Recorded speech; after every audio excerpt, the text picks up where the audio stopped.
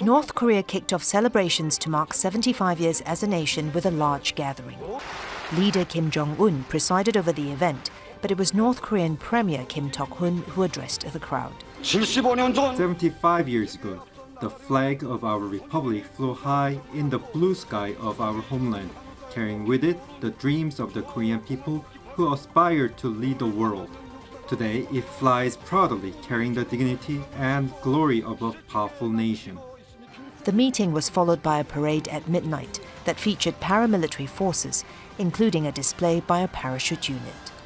But more important than what was on display was who was there. The Chinese delegation was led by one of China's vice premiers to the State Council, Liu Guozhong, who also met Kim separately on Friday.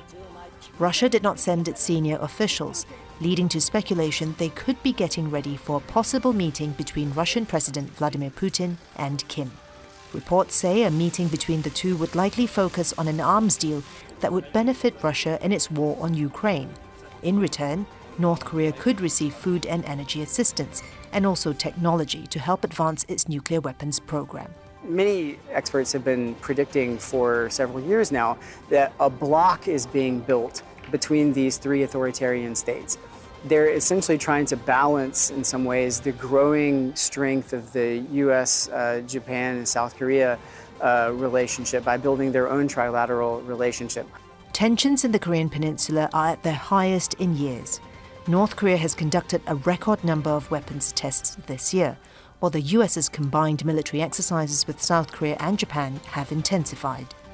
Here in South Korea, there are growing concerns about North Korea's efforts to deepen ties with China and Russia.